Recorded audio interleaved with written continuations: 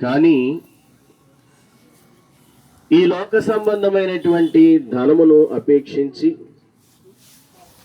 ఈ లోక సంబంధమైనటువంటి అధికారమును అపేక్షించి అతడు ప్రభువును 30 వెండి నాణెములకు అమ్మివేసుకున్నాడు. ఆ సందర్భములో యేసుక్రీస్తు ప్రభువారికి శిలువ శిక్ష విధింపబడడం అనేది అతడు గమనించాడు. గమనించినప్పుడు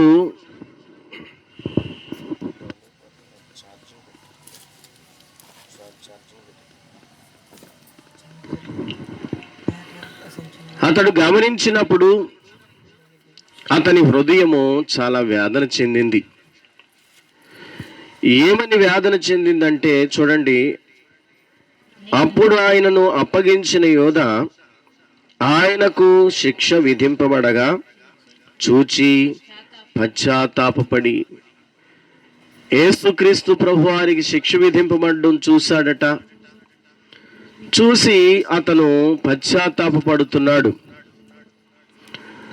ఈ పశ్చాత్తాపం అనేది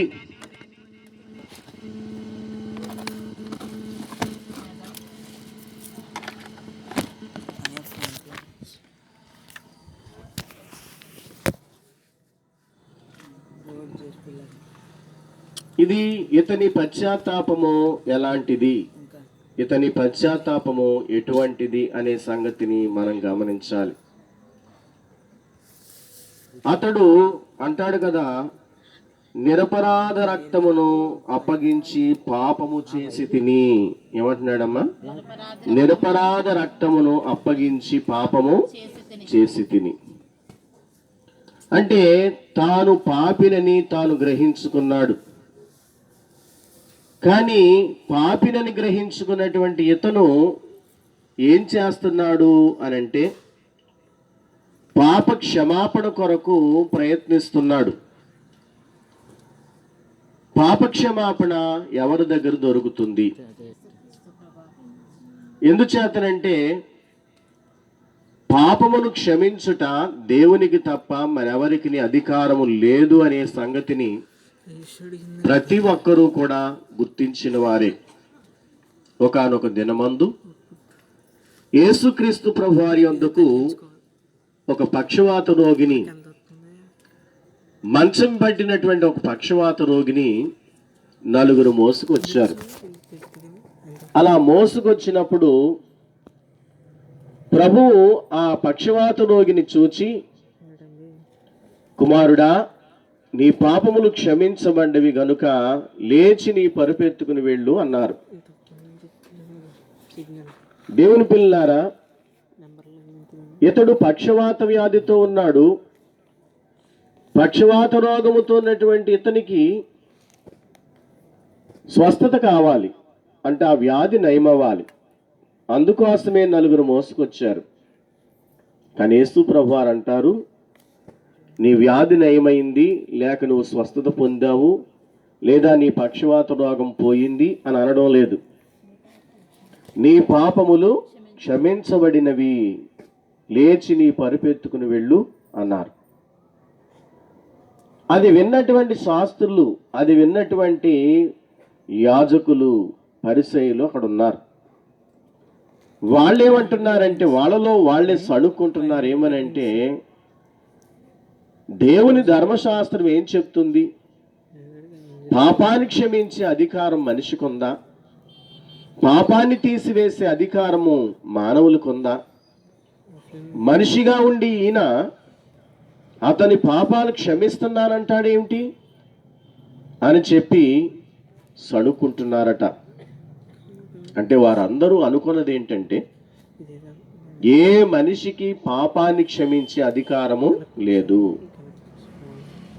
పాపము క్షమించాలంటే ఒకే ఒక వ్యక్తికి ఉన్న అధికారము, ఆయనే దేవుడు. దేవునికైతేనే పాపాన్ని క్షమించే అధికారం ఉంది. మరెవరు పాపాన్ని క్షమించలేరు, క్షమించకూడదు కూడా. క్షమించిన అది క్షమాపణ దొరకదు, కలగదు అనేది వారి యొక్క భావము. నిజమే. అయితే యేసుక్రీస్తు ప్రభువారిని వారు మనిషిగానే చూస్తున్నారు కానీ మనిషిగా వచ్చిన దేవుడు అనే సంగతి వారు గ్రహించడం లేదు. అందుకే తండ్రి గారు ఒక కీర్తనలో రాస్తారు, వేళ ప్రార్థన అనే కీర్తనలో, దేవుండే మన ఉండే యేసు క్రీస్తు వెలసి తిరిగే నీలపై, దేవుండే మన ఉండే యేసు క్రీస్తుగా వెలసి తిరిగే నీలపై, చావుంది చావును చంపి జీవించేను కావున మనకు మోక్షంబు నమ్మిన ఎడల దేవుని మ్రొక్కలెండి. ఓ ప్రియులారా దేవారాజుని గొల్వారండి. ఎన్ని తిరిగినా పోవు పాపంబులు, ఎంత ఏడ్చినా పోవు ఎన్నాళ్ళు పుణ్య క్రియలెన్ని చేసిన పోవు, అన్నీ చేసిన క్రీస్తు నందు నమ్మినా గాని దేవుని మ్రొక్కలెండి. ఓ ప్రియులారా దేవారాజుని గొల్వారండి. దేవుడే మన మానవుడై, దేవుడే ఎలా వచ్చారు చెప్పండి? మన వంటి మానవుడిగా ఈ లోకానికి వచ్చారు. మన వంటి మానవునిగా ఈ లోకమునకు వచ్చి చావుంది, చావును చంపి జీవించెను. ఆయన మరణము ద్వారా మరణాన్ని జయించారు. సాధారణముగా వజ్రాన్ని కొయ్యాలంటే వజ్రంతోనే కొయ్యాలట, మరి దేంతోనూ కొయ్యడానికి తెగదది. అలాగే మానవులకు వచ్చేటువంటి నరకము అనే మరణాన్ని మరణింప చేయాలి అని అంటే ఆయన ఏం పొందవలసి వచ్చింది? మరణము పొందవలసి వచ్చింది. గనుక దేవునికి తప్ప పాపమును క్షమించే అధికారము మానవునికి లేదనే మాట సత్యమే. గనుకనే యేసుక్రీస్తు ప్రభువారు మనిషిగా ఉంటే సంశయం వచ్చింది అందరికీ, మనిషిగా ఉండి పాపాన్ని ఎలా క్షమించగలుగుతున్నాడు అని. ఒకవేళ ప్రభు కళ్ళబొల్లు మాటలు మాట్లాడితే ఆ పక్షవాత రోగి ఎలాగున్నాడో అలాగే ఉండాలి. కానీ ఏం చేశాడు చెప్పండి? లేచి పరుపెత్తుకుని నడిచాడు. గనుక పాప క్షమాపణ అనేది ప్రభు అనుగ్రహించుటకు అధికారము కలిగిన వారనే సంగతిని అక్కడ గ్రహించుకున్నారు అనేక మంది. యేసయ్య కూడా అన్నారు, మనుష్య కుమారునికి పాపములను క్షమించు అధికారము కలదు అన్నారు.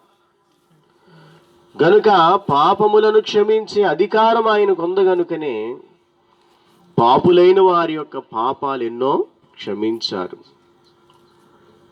కానీ విచారం ఏంటి అనంటే, కొందరు యోధావలే పాప క్షమాపణ నొసగలిగినటువంటి క్రీస్తు యొద్దకు రాక పాప పరిహారం కొరకు ఎవరెవరి దగ్గరకో ఎక్కడెక్కడికో తిరిగే వారందరూ ఉన్నారు. యోధా తాను పాపము చేశాననే సంగతిని గ్రహించాడు, మంచిదే. ప్రతి వ్యక్తి ఒకటి గ్రహించుకోవాలి, పాపులము అనే సంగతి గ్రహించుకోవాలి. ఎందుకంటే దేవుని వాక్యము చెబుతుంది, ఏ భేదమును లేదు, అందరూ పాపము చేసి దేవుడు అనుగ్రహించు మహిమను పొందలేకపోవచ్చున్నారు. ఏ భేదమును లేదు. రోమపత్రికలో పౌలు భక్తుడు ఈ మాటలు రాశారు. ఏ భేదమును లేదు, అందరూ పాపము చేసి దేవుడు అనుగ్రహించు మహిమను పొందలేకపోవచ్చున్నారు. దేవుని పిల్లారా, చేసిన పాపమును బట్టి దేవుడు అనుగ్రహించే మహిమ పొందుకోలేకపోతూ ఉన్నారనే సంగతిని మరి ప్రతి ఒక్కరము గ్రహించుకొనవలసిన వారమై ఉన్నాము. నీతిమంతుడు లేడు, ఒక్కడునూ లేడు.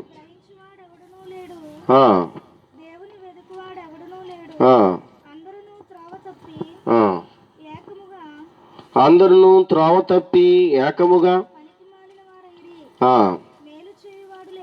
మేలు చేయువాడెవడునూ లేడు, ఒక్కడైనను లేడు. 23వ వచనం, ఏ భేదమును లేదు, అందరూ పాపము చేసి దేవుడు అనుగ్రహించు మహిమను పొందలేకపోవచ్చున్నారు. కాబట్టి ఏ భేదమును లేదు, అందరూ పాపము చేసి దేవుడు అనుగ్రహించు మహిమను పొందలేకపోవచ్చున్నారు. రోమాపత్రిక 3:23లో. కాబట్టి దేవుని పిల్లారా, ప్రతి ఒక్కరిలోనూ ఏముందని వాక్యం చెబుతుంది అనంటే పాపముంది. అందుకే యోహాను తన మొదటి పత్రికలు అంటారు, నాలో పాపము లేదనుకునివాడు మోసములో పడిపోవును. ఇంతవరకు యోధా పాపము లేదనుకుంటూనే బ్రతికేశాడు, పాపము లేదనుకుంటూనే జీవించేశాడు. కానీ సమయం వచ్చినప్పుడు గ్రహించుకున్నాడు, నాలో పాపముంది అని గ్రహించుకున్నాడు. చాలామంది కష్టాలు వచ్చినప్పుడు, శ్రమలు వచ్చినప్పుడు, ఇబ్బందులు ఎదురైనప్పుడు ఏం పాపం చేశానో అంటారు. అవునమ్మా? ఏం పాపం చేశాను? ఎప్పుడు గుర్తొస్తుంది పాపము? శ్రమ వచ్చినప్పుడు, కష్టం వచ్చినప్పుడు, ఇబ్బంది కలిగినప్పుడు, అనారోగ్యం వచ్చినప్పుడు, శోధన ఏదైనా ఎదురైనప్పుడు అప్పుడు అనిపిస్తుంది ఏదో పాపం ఉందన్నమాట నాలో. నేనేం పాపం చేశాను? కొందరైతే ఏ జన్మలో చేశానో అంటుంటారు. అందుకే దైవజనులు మన తండ్రి గారు మిత్రుడారారము అనే కీర్తనలో ఓ చక్కని మాట వ్రాస్తారు. పూర్వజన్మమునందు పూర్తిగా పాపిని, అందుకే ఈ బాధ పొందుచునున్నాను అని ఇట్లు మనసులో అనుకోననే వద్దు. అది నిజమే అయినా అది కూడా పోగొట్టు, రక్షకుడున్నాడు తక్షణమే రమ్ము. ఆయన మానవుడైనట్టి దేవుండు, ఈ మాట నమ్మినా ఎంత ధన్యుండవు. మనసులో ముద్రించుకొని శాంతి పొందుము, మనసులో ముద్రించుకొని శాంతి పొందుము మిత్రుడారా. ఇవన్నీ పాడుకున్నాం. పూర్వజన్మమునందు పూర్తిగా పాపిని, అందుకే ఈ బాధ పొందుచున్నాను. కొంతమంది ఏమనుకుంటారట, ఈ జన్మలో అయితే నేను ఎవరికి ఏం చేయలేదు కానీ, ఈ జన్మలో అయితే నేను ఎవరికి అన్యాయం చేయలేదు కానీ, బహుశా పూర్వజన్మలో ఏం చేసి ఉండొచ్చు, నేను పూర్తిగా పాపిని, అందుకే ఈ బాధ పొందొచ్చు. అందుకే నేను ఎరుగుండా ఎవరికి అన్యాయం చేయలేదు కానీ పూర్వం ఎప్పుడో చేసి ఉంటాను ఈ లెక్కని, అందుకే నాకు ఈ బాధలు, అందుకే నాకు ఈ కష్టాలు, అందుకే ఈ బాధ పొందుచున్నాను అని ఇట్లు మనసులో అనుకొననే వద్దు. దైవజనులు అంటున్నారు, అసలు మనసులో అనుకోక ఈ మాట. ఒకవేళ అది నిజమైనా అది కూడా పోగొట్టు, రక్షకుడున్నాడు తక్షణమే రమ్ము, ఆయన మానవుడైనట్టి దేవుండు. ఈ మాట నమ్మినా ఎంత ధన్యుడవు. కాబట్టి ఏ మాట నమ్మాలి? మానవుడుగా దేవుడు ఈ లోకమునకు వచ్చారు, అది ఏ విధమైన పాపమునైనా కానీ ఆయన పరిహారము చేయగలవాడు అని మనము నమ్మాలి. గనుక పాపిని అని గుర్తిస్తున్నాము. సుఖములో ఉన్నప్పుడు గుర్తించకపోయినా, సౌఖ్యములో ఉన్నప్పుడు గుర్తించకపోయినా, అన్ని విధాలైనటువంటి అనుకూలతలు ఉన్నప్పుడు మనం గ్రహించుకోకపోయినా, నేను పాపిని అనే సంగతి శ్రమలోనైనా గుర్తిస్తున్నాము. కష్టములోనైనా గుర్తిస్తున్నాము. సరే, మంచిది. మొత్తం మీద శ్రమ, కష్టము, వ్యాధి, బాధ ఇవి వచ్చి నీవెవరెవరు గుర్తు చేసినవి చెప్పండి? పాపివి అనే సంగతిని గుర్తు చేసినవి. సరే, పాపివనే సంగతి గుర్తు చేసినవి కనుక రోగము వచ్చి ఫలానా ఈ వ్యాధి అని మనకు తెలిసినప్పుడు ఈ వ్యాధిని పరిహారము చేయగలిగిన వైద్యుని వద్దకు వెళ్ళాలా, లేక ఆ వ్యాధిని బాగు చేయలేని వారి దగ్గరికి వెళ్ళాలా? ఎవరి దగ్గరికి వెళ్తాం మనం? వ్యాధి కలిగినప్పుడు ఆ వ్యాధి బాగు చేయగల వారు ఎవరో వారి దగ్గరికి వెళతాం. ఉదాహరణకు గుండె జబ్బు కలిగినటువంటి వ్యక్తి ముక్కు, చెవి, గొంతు హాస్పిటల్కి వెళ్తాడా? అమ్మా, ఏంటి డాక్టర్ గారి దగ్గరికి వెళ్తాడా?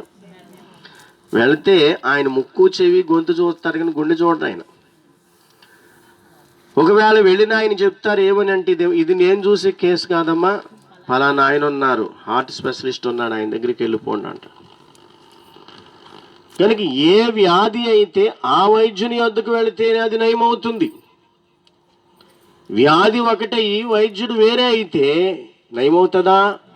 నయమవుదు. సరి కదా, వచ్చారు కదా బాగోదని ఒక 1000 రూపాయల మంది రాసి పంపిందామని ఒకవేళ రాసి పంపించినా ఇది అంతకు అధికమవుతుంది తప్ప తగ్గే విధానం ఉంటుందా? ఉండదు. గనుక యోధావలే ఒకవేళ మనము ఆ వరుసలో ఉన్నామేమో. ఏ వరుసలో? పాపమును క్షమించగలిగిన ప్రభువు దగ్గరికి రావడం మానేసి దేవాలయములోని యాజకుల దగ్గరికి వెళ్ళాడట. అక్కడికి వెళ్ళి ఏం ఒప్పుకుంటున్నాడు? నేను నిరపరాధ రక్తము నమ్మి వేసుకుని పాపము చేశాను అంటున్నాడు. పాపము ఒప్పుకోవలసిన చోట ఒప్పుకోవడం లేదు, ఒప్పుకోవలసిన అవసరత లేని చోటకి వెళ్ళి ఒప్పుకుంటున్నాడు. కొంతమందికి ఓ మనసు ఉంటుంది, చెప్పుకుంటే పోద్దట. అమ్మా, ఎవరికి చెప్పుకుంటే పోద్ది? దేవునికి చెప్పుకుంటే పోతుంది. అంతే తప్ప చెప్పుకుంటే పోద్దని చెప్పేసి ఎవరికి పడితే వాళ్ళకి చెప్తా కూర్చున్నామంటే, చేసిన తప్పులన్నీ ఎవరికి పడితే వాళ్ళకి చెప్పుకుంటూ కూర్చున్నామనంటే వాళ్ళు చాటింపేస్తారు తప్ప మన పాపాలు తీసేసే శక్తి వారి దగ్గర లేదు. నిజమే, చెప్పుకుంటే పోద్ది. ఎవరి దగ్గర చెప్పుకుంటే పోద్ది? దేవుని దగ్గర చెప్పుకోవాలి. గనుక ఈయన ఎక్కడికి వెళ్ళి చెప్పుకుంటున్నాడు? యాజకుల దగ్గరికి వెళ్ళాడట, దేవాలయంలోకి వెళ్ళాడట. అక్కడ చెప్పుకుంటున్నాడట. ఏమనంటే, నేను నిరపరాధ రక్తము నమ్మేశాను, పాపము చేశాను. ఓ సంతే కదా, ఆ పాపం మేము క్షమించేస్తాంలే, ఆ పాపం మేము తీసేస్తాంలే అనగలిగారా వాళ్ళు? వాళ్ళు ఏమంటున్నారు? దాంతో మాకేంటి, నువ్వే చూసుకో. అవును, ఎవరి పాపం వాళ్ళే మోసుకోవాలి. ఒకళ్ళు మోస్తారా? చెప్పండి అమ్మా. కానీ గొప్పతనం ఏంటంటే, దేవుని ప్రేమ ఎలాంటిదంటే, నీ పాపం నువ్వు మోసుకో అనలేదు ఆయన. మనుషులైతే ఎవరి పాపం వాళ్ళు మోసుకోవాలి. తల్లి చేసిన పాపం తల్లి మోసుకోవాలి, తండ్రి చేసిన పాపం తండ్రి మోసుకోవాలి, బిడ్డలు చేసిన పాపం బిడ్డలే మోసుకోవాలి. పూర్వం ఒక సామెత ఉండేదట ఇశ్రాయేలీల్లో. ఏంటంటే, తండ్రులు ద్రాక్ష పళ్ళు తింటే పిల్లల పళ్ళు పులిసినాయట. ఏమ్మా, ద్రాక్ష పళ్ళు తండ్రులు తింటే ఎవరి పళ్ళు పులిసినాయి? పిల్లల పళ్ళు పులిసినాయి అట. అంటే అర్థం ఏంటి? పాపం ఒక్కళ్ళు చేస్తే శిక్ష ఒకళ్ళు అనుభవించే పరిస్థితి. నిజమే, అది కూడా నిజమే. అది కూడా దైవజనులు పాటలో రాశారు. తల్లిదండ్రులు చేసిన తగని కార్యంబులు నా మీదికే పొర్లి నన్ను జంపుచున్నావి అని అని పల్కుచును నీవు అదరిపోకూడదు పాపమని తెలి పాపాలు ఎన్నెన్నో చేయబట్టి ఇన్ని చిక్కులు నన్ను జుట్టి అని పోనట్టి వనుకోనకుండుము. నీ పాపముల కంటే నీ తండ్రి దయ గొప్ప, నీ తండ్రి దయ గొప్ప, మిత్రుడారా రమ్ము. ఏమండి? తల్లిదండ్రులు చేసిన తగని కార్యములు నా మీదికే పొర్లి నన్ను జంపుచున్నవి. మా అమ్మ నాన్న చేసిన తప్పులన్నిటికీ నేను అనుభవిస్తున్నాను అనుకుంటున్న వారులారా, మా తల్లిదండ్రులు చేసిన పాపానికి నేను శిక్ష అనుభవిస్తున్నానని బాధపడుతున్న వారులారా ఏమంటున్నారు? తల్లిదండ్రులు చేసిన తగని కార్యములు నా మీదికే పొర్లి నన్ను జంపుచున్నవి, ఆ శాపమును నేను అడ్డగింపలేను అని పలుకుచు నీవు అదిరిపోకూడదు.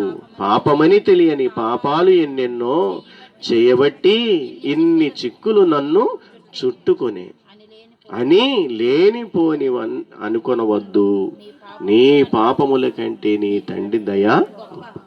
కాబట్టి నీలో నీవే పాపిని నా తల్లిదండ్రులు చేసిన పాపం నన్ను బట్టి పీడింతుంది, లేకపోతే లేతే పాపమని తెలియని పాపాలు ఎన్నెన్నో చేసినట్టున్నాను, ఆ పాపాలన్నీ నన్నే చుట్టుకున్నాయి, నన్నే బాధ పెడుతున్నాయి, నేనే భరించలేకపోతున్నాను, ఇంట్లో కూర్చుని కుంగిపోతే ఏంటి ఉపయోగము? అవన్నీ వదిలే. నీ పాపముల కంటే నీ తండ్రి దయ గొప్ప. నీ పాపాలు గొప్పవే అవుతావచ్చు, వాటికంటే దేవుని దయ ఉంది మన మీద, దేవుని కనికరం ఉంది మన మీద. కాబట్టి ఆయన దయ గొప్పది. అందుచేత ఎవరైనా ఒకవేళ నేను పాపినని చెప్తే నేను అల్లరి చేయొచ్చు, నేను ఫలానా పాపం చేశానంటే నేను తీసుకెళ్ళి మరి అందరి ముందు నేరస్తునిగా నిలబెట్టచ్చు, నేను పాపం చేశానంటే అందరిలోనూ అల్లరి పాలు చేయొచ్చు, లేకపోతే నేను పాపం చేశానంటే అపహాస్యం చేయొచ్చు. కానీ నీ తండ్రి అలాంటి వాడు కాదు, నీ దేవుడు అలాంటి వాడు కాదు. ఆయన దయగలవాడు. ఎందుచేతనంటే యోధా 3.5 సంవత్సరాలు యేసు ప్రభు వారితో సహవాసం చేశాడు, కానీ ఆయన ప్రేమ లోతులు గమనించుకోలేకపోయాడు, ఆయన ప్రేమ లోతులు గ్రహించుకోలేకపోయాడు. కారణం ఏంటంటే ఒకానొక దినమందు కుష్ఠరోగి అయిన సీమోను తన ఇంటి దగ్గర భోజనం సిద్ధం చేశాను, విందుకు రెండయ్యా అంటే యేసు ప్రభు ఆయన శిష్యులు అందరూ వెళ్ళారు అక్కడికి. ఆ విందులో అందరూ కూర్చున్నారు. పాపాత్మురాలైన స్త్రీ వచ్చింది. పాపాత్మురాలైన స్త్రీ వచ్చి ప్రభు పాదాల దగ్గర కన్నీళ్లు గారుస్తూ ఆయన పాదాలు కడుగుతుంది. ఓ బోర్ నేడుస్తుంది. ఆ కళ్ళ నీళ్లతో ఆయన కాళ్ళు కడుగుతుంది. ఆ సమయంలో శిష్యులందరూ చూస్తున్నారు, యోధా కూడా చూశాడు. యేసు ప్రభు వారు చేసే పాపాలన్నీ చేసేసి బుడిబుడి దుఃఖాలు తీస్తున్నావా అని అడిగారా? ఏమ్మా, మనం అంతే అలాగే అడుగుతాం, అంతే కదా? చేసే పాపాలన్నీ చేసేసి, చేయవలసిన తప్పులన్నీ చేసేసి నా దగ్గరికి వచ్చి బుడిబుడి దుఃఖాలు తీస్తున్నావా, నీ సంగతి నేను ఎరగనా అంటావా లేదా? అది మన స్వభావం. కానీ యేసుక్రీస్తు ప్రభు వారు బోరుని ఏడుస్తున్నటువంటి ఆ పాపాత్మురాలైన స్త్రీని ఆయన కనికరించారు. అమ్మా, నీవు విస్తారముగా నన్ను ప్రేమించితివి గనుక నీ విస్తార పాపములు క్షమించబడ్డవి అన్నారు ఆయన. ఆమెకు తక్కువ పాపాలు ఏమి లేవట. ఎన్ని పాపాలు ఉన్నాయి? విస్తారమైన పాపాలు ఉన్నాయి. ప్రొద్దున చెప్పాను నేను షాల్లో, ఎలా పోగేసుకుంటున్నామట మనం? రాసులు ధాన్యపు రాసులు వేస్తే ధాన్యం గింజలు ఎలా లెక్క పెట్టలేమో, అలాగే మన పాపాలు కూడా లెక్క పెట్టలేని రాసులు. అయితే ఈమె పాపాలు కూడా విస్తారంగా ఉన్నాయట. లెక్కలేనన్ని పాపాలు చేసిన తన బ్రతుకులో. కానీ యేసు ప్రభు వారి పాదాల దగ్గర పశ్చాత్తాపపడి ఎడుతుంది. ఈరోజు నా వాక్యం ఏంటంటే హృదయ పశ్చాత్తాపం. పెదవుల మీద పశ్చాత్తాపం కాదు కావాల్సింది దేవునికి. ఎక్కడది కావాలి? హృదయ పశ్చాత్తాపం కావాలి. కొందరు పెదవుల మీద పశ్చాత్తాపం చూపిస్తుంటారు, ఊరికే పెదవుల మీదే ఏడ్చేస్తుంటారు. ఆ పశ్చాత్తాపం దేవునికి అవసరం లేదు. ఎక్కడి నుండి రావాలి చెప్పండి? పశ్చాత్తాపం అనేది హృదయములో నుండి రావాలి. గనుక యోధ పెదవుల మీద పశ్చాత్తాపం చూశాడు. అయ్యో నేను పాపం చేసేసాను. సరే, క్షమాపణ ఎక్కడికి వెళితే దొరుకుతుందమ్మా? ఈ పాపాత్మురాలని స్త్రీ కన్నా అర్థమైంది ఎక్కడికి వెళితే దొరుకుతుందని. వచ్చిందా లేదా? క్షమాపణ పొందుకుని వెళ్ళిందా లేక శిక్షింపబడి వెళ్ళిందా? క్షమాపణ పొందుకునే వెళ్ళింది. కొంతమంది చేసిన పాపాలను బట్టో లేకపోతే మామూలుగానో శ్రమలు వస్తుంటాయి, కష్టాలు వస్తుంటాయి, ఇబ్బందులు వస్తుంటాయి. ఇంక యోధ ఒక నిర్ణయానికి వచ్చేసాడు. ఏంటంటే, నాకు వచ్చేటువంటి ఈ శోధన, నాకు వచ్చే ఈ కీడు తప్పించుకోవాలంటే ఉరిపెట్టుకుని చచ్చిపోతాను ఏమనుకున్నాడట. వెళ్ళిపోయాడు, ఉరిపెట్టుకుని చచ్చిపోయాడు. కొంతమంది చావే పరిష్కారం అనుకుంటారు కొన్ని పరిస్థితులకి. ఏంటి పరిష్కారం? కొంతమందికి చావే పరిష్కారం అట. ఇతడు కూడా చస్తేనే పరిష్కారం అవుద్దనుకున్నాడట. కనుక దేవుని పిల్లారా, చాలామంది గ్రహించుకొనక శ్రమలు ఎక్కువైనప్పుడు, రుణాలు అధికమైపోయినప్పుడు, లేక ఇంటిలో పరిస్థితులు బాగోనప్పుడు, భర్త సరిలేకో, బిడ్డలు సరిలేకో, స్థిమితం లేక కొంతమంది చస్తేనయము అనుకుంటుంటారు, చావే పరిష్కారము అనుకుంటుంటారు. యోధ అలాగే అనుకున్నాడు. ఏం పరిష్కరించుకున్నాడు? చచ్చి పాపాన్ని పరిహారం చేసుకున్నాడా అమ్మా? శిక్ష పరిహారం చేసుకున్నాడా? లేనిపోని ముప్పు తెచ్చుకున్నాడు, నేరుగా నరకానికి పోయాడు. గనుక చావు మన సమస్యలను పరిష్కరించదు, మరణం మన సమస్యలను పరిష్కరించదు. దేవుని సన్నిధే పరిష్కారం చేస్తుంది. ఆయన శిలువ దగ్గరికి వచ్చినప్పుడే మనకు పరిష్కారము. కాబట్టి యోధ చావు ద్వారా పరిష్కరించుకుందామని ప్రయత్నించాడు, చనిపోయాడు. కానీ పాపానికి పరిష్కారం దొరకలేదు సరికదా, ఇక పరిష్కారమే లేదన్నట్టుగా నరకానికి పోయాడు. కనుక బ్రతికి పరిష్కరించుకోలేంది చచ్చి పరిష్కారం చేసుకోలేం మనం. మీకు అర్థమైందా? ఏది పరిష్కరించుకున్నా ఎలా ఉండి పరిష్కారం చేసుకోవాలి? బ్రతుకుండి పరిష్కారం చేసుకోవాలి. గనుక ఇప్పుడు ఆ పరిష్కారం ఎక్కడ? దొరకని చోటకి వెళ్ళాడు, పని అవదనుకున్నాడు, మనశ్శాంతి లేక వెళ్ళిపోయి చచ్చిపోయాడు. దాని బదులు తనొక్కసారి ఆలోచించుకొని యేసుక్రీస్తు ప్రభువారి దగ్గరికి ఎందరో పాపులు వచ్చారు. ఒక పాపాత్మురాలైన స్త్రీ నా కళ్ళెదురుగానే వచ్చింది. నా కళ్ళెదురుగానే ఆయన కాళ్ళను కన్నీళ్లతో కడిగింది. నా కళ్ళెదురుగానే ఆయన క్షమించి పంపించారు. ఒక వ్యభిచారి అయిన స్త్రీని రాళ్లతో కొట్టి చంపడానికని తీసుకుని వచ్చినప్పుడు ఆయన నేల మీద ఏదో రాసి, మొదట మీలో పాపము చేసిన వాడు రాయేయండి అని చెప్పి, పాపము లేనివాడు రాయేయండి అని చెప్పి పలికినప్పుడు, అబ్బో మన పాపాలన్నీ రాస్తున్నట్టున్నాడు, మనలో పాపం లేకపోవడం ఏంటి, ఎవరి మట్టుకు వాళ్ళు రాళ్ళు వదిలేసి పారిపోయారు.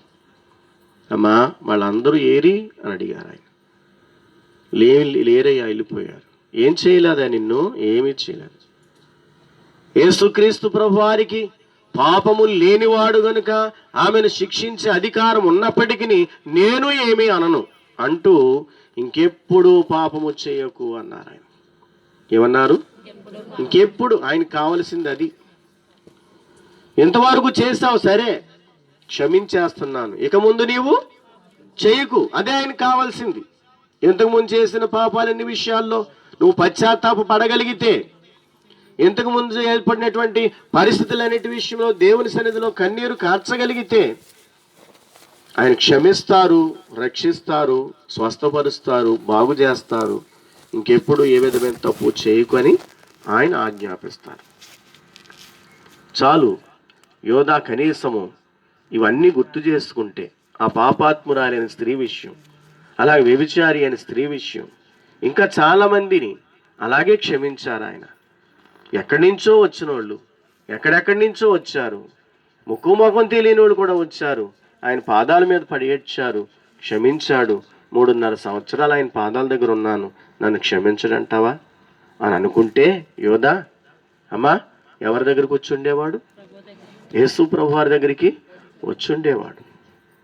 ఆ సిలువ మోస్తున్నప్పుడైనా కనీసం వెళ్ళి కాళ్ళ మీద పడితే సరిపోను. ఆ కొరడా దెబ్బలు తిని ఆ తలకు ముళ్ళ కిరీటం పెట్టించుకుని సిలువ భుజాన్ని వేసుకుని మోస్తున్నప్పుడైనా గబగబా పరిగెత్తుకుని ఇలా కాళ్ళ మీద పడితే అతనికి ఏం దొరుకుండేది? క్షమాపణ దొరుకుండేది. హృదయ పశ్చాత్తాపం అంటే దేవుని దగ్గర పడగలిగిందే హృదయ పశ్చాత్తాపం. మనం ఎక్కడెక్కడో కుమిలిపోతే ప్రయోజనం లేదు, ఎక్కడెక్కడో ఏడుస్తూ కూర్చుంటే ప్రయోజనం లేదు, ఎక్కడ ఏడ్చినా మనకు పరిష్కారము దొరకదు. కనుక ఈరోజు మనము నేర్చుకోవలసింది ఏంటంటే, సిలువ దగ్గరికి వస్తామా, సిలువనాథుడైన క్రీస్తు చెంతకు వస్తామా? ఆయన పడిన పాటలన్నీ దేనికోసమో తెలుసా? నీ పాపాలు ఎన్నైతే ఉన్నాయో అన్నీ పరిష్కారం చేయడానికి ఆయన పాటలు పడ్డారు. నీ పాపాలన్నీ పరిహారం చేయడానికి ఆయన ఆయన శిక్ష క్షమించడంటారా? నేను పడిందే అందుకొరకు. ఇప్పుడు తండ్రి కష్టపడి సంపాదించి వస్తా ఒక 10 యాపిల్ కొందెచ్చాడు అనుకోండి, ఎవరి కోసం కొందెత్తాడు? బిడ్డల కోసమే. ఈ బిడ్డలో మా నాన్నగారు తిడతారేమో, మా నాన్నగారు కొడతారేమో, వెళ్ళి అడిగితే తిడతారేమో కొడతారేమో అని దూరంగా వెళ్ళిపోతే ఏంటి ప్రయోజనము? బిడ్డలకు ఏ స్వభావం ఉండాలంటే ఆ ఫలాలు కష్టపడి తెచ్చింది నా కోసమే కదా అనే భావము బిడ్డల్లో ఉండాలి. కనుక తండ్రికి కూడా ఏముంటుందంటే, నేను అంత కష్టపడిన వాళ్ళ కోసమే కదా అనే మనసు ఉంటుందా ఉండదా? కనుక యేసుక్రీస్తు ప్రభు వారు ప్రయాసపడిందంతా ఎవరి కోసము? ఆయన కొరడా దెబ్బలు తిన్నది ఎవరి కోసము? ఆయన ముళ్ళ కిరీటం పెట్టించుకున్నది ఎవరి కోసము? ఆయన కాళ్లకు చేతులకు మేకులు కొట్టించుకున్నది ఎవరి కోసము? ఆయన శరీరం అంతా గాయపరుచుకున్నది ఎవరి కోసము? లేని నిందలన్నీ అనుభవించింది ఎవరి కోసము? పాపుల కోసము కాదా? రోగుల కోసము కాదా? బలహీనుల కోసము కాదా? కాబట్టి నీ కోసము నా కోసము ఆయన శ్రమ పడితే ఆయన దగ్గరికి రాకుండా మనం ఎక్కడెక్కడికో వెళితే ప్రయోజనం ఏంటి?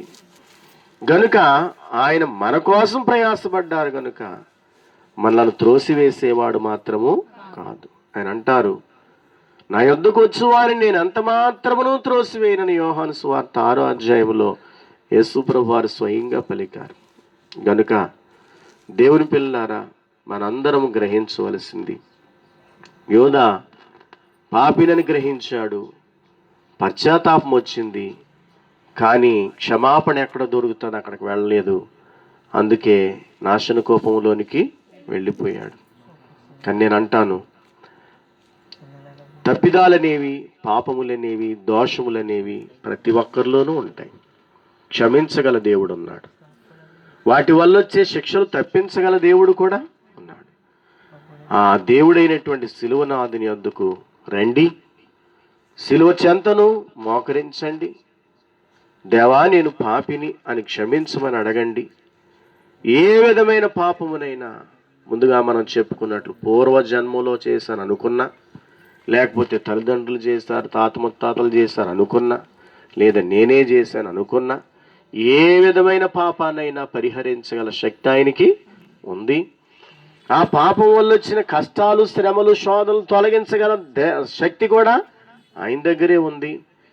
అట్టి ప్రభువును ఆశ్రయించి మేలొందగల ధన్యత, దీవెన దేవాతి దేవుడు మనల్లరకు ప్రసాదించును గాక. ఆమేన్. మోకరిందాం.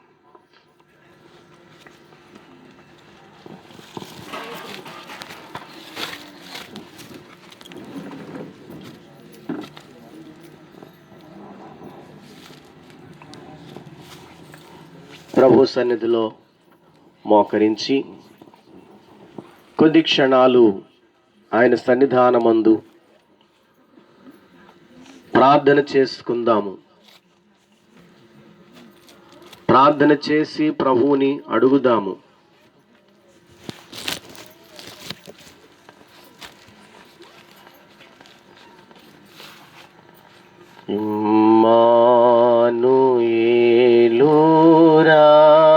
రక్తము ఇంపైన యోటాగు ఓ పాపి అందు మున్గుము పాపం పోవును యేసుండు నాకు మారుగా ఆశీర్వజావంగా శ్రీ యేసు రక్త మేప్పుడు స్రావించు నాకుగా ఆయుట మున్గి దొంగయు శుద్ధుడాయేను నేనాటి పాపినిప్పుడు నేనందు మున్గుదు యేసుండు నాకు మారుగా ఆశీర్వజావంగా శ్రీ యేసు రక్త మేప్పుడు స్రావించు నాకుగా.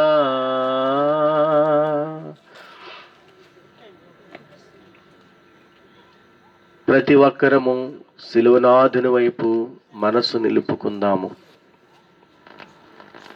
యూదావలే అజ్ఞానముగా ఉండక, యూదావలే అవివేకముగా ఉండక, ఆయనతో ఉండి ఆయన ప్రేమను గ్రహించుకోలేకపోయినా దుస్థితిలో యోధా ఉన్నాడు. ఎట్టి పాపినైనా ఆయన క్షమించగలడు. హృదయ పశ్చాత్తాపం అంటూ ఉంటే, హృదయంలో పశ్చాత్తాప పడగలిగితే ఎలాంటి పాపినైనా క్షమించగలడు. ఎలాంటి రోగినైనా బాగు చేయగలడు. ఎలాంటి స్థితిలో ఉన్న వారినైనా చేరదీయగలవాడు, ఆదరించగలవాడు, ఆశీర్వదించగలవాడు, బలపరచగలవాడు, బాగు చేయగలవాడు, ధైర్యపరచగలవాడు అనే సంగతి కళ్ళారా అందరి విషయంలోనూ యోధా చూచినా కానీ తన విషయానికి వచ్చేసరికి ముఖం చెల్లక యేసయ్య పాదాల దగ్గరికి రాలేకపోయాడు. దేవుని పిల్లలారా, అలా మనము పాపము చేశాననో, నాలో దోషములు ఉన్నాయనో, నాలో చెడు ఉందనో మన ముఖం చెల్లక దేవునికి దూరం అయిపోతే మనల్ని రక్షించగల వారెవరూ లేరు. మనల్ని బాగు చేయగల వారెవరూ లేరు. అందుకే తండ్రి గారు అన్నారు, నీ పాపముల కంటే నీ తండ్రి దయ గొప్ప. ఒకవేళ నీ పాపములు నిన్ను సిగ్గుపరిచేవి కావచ్చు, నీ ముఖము చెల్లకుండా చేసేవి కావచ్చు, నీవు ఆయన సన్నిధికి రావడానికి ధైర్యం చాలకుండా చేసేవి కావచ్చు. అయినప్పటికీ నీ పాపముల కంటే నీ తండ్రి దయ గొప్పది. గొప్పదైన ఆయన దయ వైపు చూడండి చాలు. గొప్పదైన ఆయన కనికరం వైపు చూడండి. గొప్పదైన ఆయన ఆశీర్వాదం వైపు చూడండి. సిలువనాథుని వైపు చూడండి. సిలువనాథుడైన క్రీస్తే ఎట్టి వారినైనా చేరదీయగలిగిన వారిని గ్రహించుకొని ఆయన పాదాల దగ్గరికి రండి. నా యొద్దకు వచ్చి వారిని నేను అంత మాత్రమును త్రోసివేయను. ప్రయాసపడి భారం మోసుకొనుచున్న సమస్త జనులారా నా యొద్దకు రండి, నేను మీకు విశ్రాంతి కలుగజేస్తాను అన్నాడు. ఆ ఆహ్వానం తెలుసుండి కూడా యోధ అజ్ఞానంగా వెళ్ళిపోయి ఉరి పెట్టుకున్నాడు. అయ్యో, ప్రయాసపడి భారం మోసుకొనుచున్న సమస్త జనులారా, పాప భారం మోసుకుంటున్న వారులారా, వ్యాధి భారం మోసుకుంటున్న వారులారా, శిక్ష భారం మోసుకుంటున్న వారులారా, రండి నా యొద్దకు, నేను మీకు విశ్రాంతినిస్తానని ఆయన మాట ఇచ్చిన సంగతి ఎరుగుండి కూడా ఆ బరువుతోనే వెళ్ళిపోయి చావు తెచ్చుకున్నాడు తప్ప బరువు దించగల ప్రభు దగ్గరికి రాలేకపోయాడు. మనం అలాగే అజ్ఞానంగా ఉంటున్నామేమో, మనం అలాగే అవివేకంగా ఉంటున్నామేమో. కనుక తండ్రి, ఈరోజు నీ సన్నిధికి వచ్చాను నేను, ఈరోజు నీ పాదాల యొద్దకు వచ్చాను నేను, ఈరోజు నీ సిలువ యొద్దకు వచ్చాను నేను.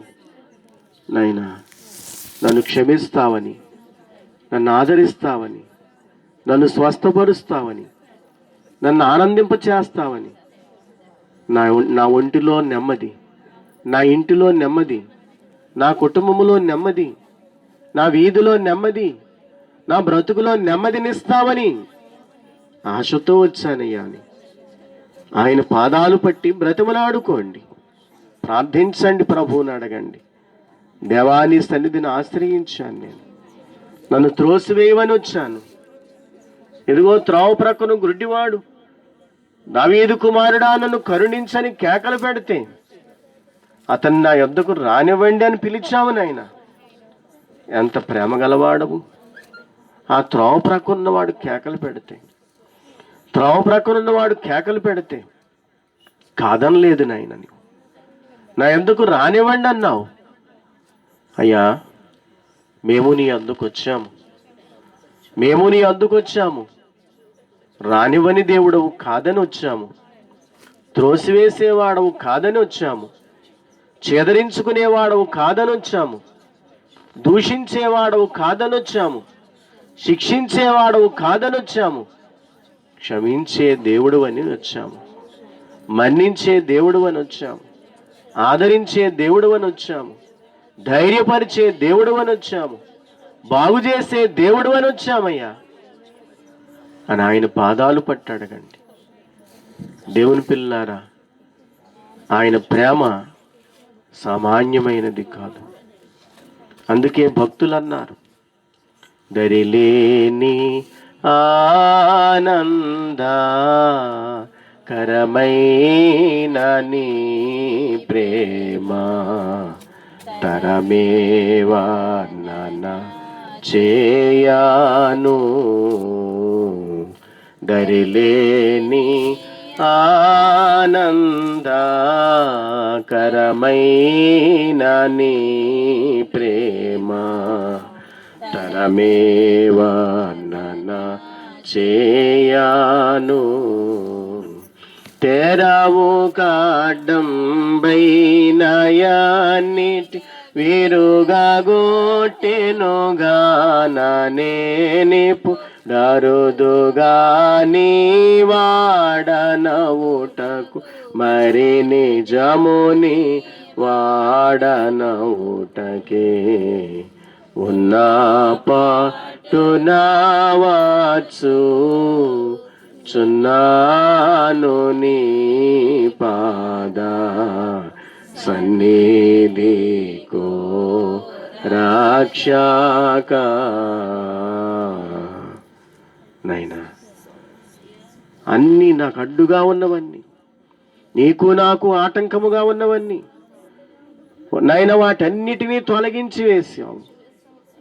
నన్ను నీవానిగా చేసుకున్నావు, నన్ను నీదానిగా చేసుకున్నావు. అందుకే ఉన్నపాటును నీ సన్నిధికి వస్తున్నాను. దరిలేని ఆనందకరమైన ప్రేమ. కాలువలకు దరులున్నాయి, సముద్రాలు కూడా దరి ఉంది, కానీ నదులకు దరి ఉంది, కానీ నీ ప్రేమకు దరి లేదు నాయన. అద్దరి లేని ప్రేమ, అంతము లేని ప్రేమ. అలాంటి ప్రేమతో నన్ను ప్రేమించేటప్పుడు నేను నీ వద్దకు రావడములో ఎంత ఆసక్తి కనుపరచాలో తండ్రి. ఎదుగో మేము నీ పాదాల యొద్దకు వచ్చామయ్యా, నీ ప్రేమను గ్రహించుకొని వచ్చామయ్యా నాయనా. ఆ ప్రేమను మాకు పంచుతున్నందుకు నీకు నమస్కారములు. ఈ వీధి వారందరినీ అలా కనికరిస్తావని, వీధి వారందరినీ సిలువ రక్తముతో కడుగుతావని, ఈ వీధులలో నీ రక్తము ప్రవహింపజేసి శుద్ధి చేస్తావని, ఈ వీధిలో ఉన్న ప్రతి ఇంటిని దర్శిస్తావని, ప్రతి ఇంటి వారికి మేలు చేస్తావని, ప్రతి ఇంటి వారిలో ఉన్న అవసరతలు తీరుస్తావని, వారి పాపాలు దోషాలు పరిహారము చేసి, వారి రోగాలు నివారణ చేసి, వారి కష్టాలు కడదీర్చి, వారి సమస్యలు రుణములు తీర్చివేసి, అశాంతి అసమాధానములు పరిహారము చేసి ప్రతి ఒక్కరికి శాంతి సమాధానములు ఇస్తావని, అనారోగ్యవంతులకు ఆరోగ్యం ఇస్తావని, బలహీనులైన వారిని బలపరుస్తావని, అవివాహితులకు తగిన వివాహములు చేస్తావని, గర్భఫలాలు లేని వారికి ఫలములు ఇస్తావని, ఉద్యోగము లేని వారికి ఉద్యోగం ఇస్తావని, వ్యవసాయములలో చక్కని పంట, పశువుల విషయములో చక్కని ఆశీర్వాదము దేవా ప్రతి ఒక్కరికి ప్రసాదిస్తావని, విద్యార్థులకు తగిన మేలు చేస్తావని, ఇంకా ఆయా అవసరతల్లో ఉన్నవారు, కోర్టు చిక్కుల్లో ఉన్నవారు, సమస్యల్లో ఉన్నవారు, శోధనలో ఉన్నవారు, వ్యాధుల్లో ఉన్నవారు, ఇబ్బందుల్లో ఉన్నవారు, ఇక్కట్లో ఉన్నవారు, అందరి పరిస్థితులు నీవే సరిదిద్దుతావని నీ పాదాలు యొద్దకు వచ్చాము. అందరి పక్షంగా మేము అడుగుతున్నాము. అందరూ రాలేకపోవచ్చు, అందరూ వచ్చుండకపోవచ్చు, వీరందరి పక్షంగా మేము అడుగుతున్నాము నాయన.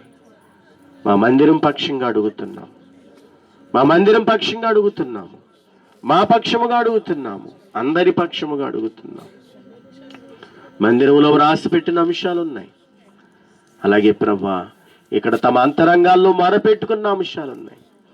అన్నిటికీ ప్రతిఫలం ఇస్తామని నమ్మి స్తుతించొచ్చు. ఈ మా ప్రార్థనలు, స్తుతులు సర్వశక్తిమంతుడైన యేసుక్రీస్తు ప్రభు వారి పేరట సమర్పించి వేడుకుంటున్నాము పరమ తండ్రి. పరలోకమందున్న మా తండ్రి, నీ నామం పరిశుద్ధపరచబడును గాక, నీ రాజ్యము వచ్చును గాక, నీ చిత్తం పరలోకమందు నెరవేర్చున్నట్లు భూమి యందు నెరవేరును గాక. మా అనుదినాహారమును మాకు దయచేయము. మేళ్ళ అపరాధములు చేస్తున్న వారిని క్షమించిన ప్రకారం మా అపరాధములు క్షమించుము. మమ్మల్ని శోధనలోనికి తేక కీడు నుండి తప్పించుము. రాజ్యము, శక్తియు, మహిమ నిరంతరము నీవేనవి తండ్రి. ఆమేన్. ప్రభు యేసు రక్తమునకు జయము, అపవాది క్రియలకు లయము. ప్రభు యేసు రక్తమునకు జయము, అపవాది క్రియలకు లయము. ప్రభు యేసు రక్తము సంపూర్ణ విజయం, అపవాది క్రియలకు అనంతకాల నాశనము. హల్లెలూయా, హల్లెలూయా, హల్లెలూయా. స్తోత్రము, స్తోత్రము, స్తోత్రం. ఆమేన్, ఆమేన్, ఆమేన్. మన కొరకు మానవ రూపములో ఈ లోకమునకు వచ్చి ఎట్టి పాపినైనా చెంతకు చేర్చుకుని ఆదరిస్తున్న, ఆశీర్వదిస్తున్న మన ప్రాణప్రియుడైన యేసుక్రీస్తు ప్రభు వారి యొక్క కృప, తండ్రి అయిన దేవుని ప్రేమ, పరిశుద్ధాత్మ తండ్రి యొక్క అన్యోన్య సహవాసము, దైవజనుని దీవెన నిరంతరం మనకు, ఈ కూటమి ఏర్పాటు చేయడానికి ముందుకు వచ్చిన ఆశీర్వాద రెడ్డి గారు, వారి సహోదరుల కుటుంబానికి, వీధిలో ఉన్న ప్రతి ఒక్కరికి, గ్రామస్తులకు నిరంతరము తోడై మహిమ కాయత్తపరచును గాక.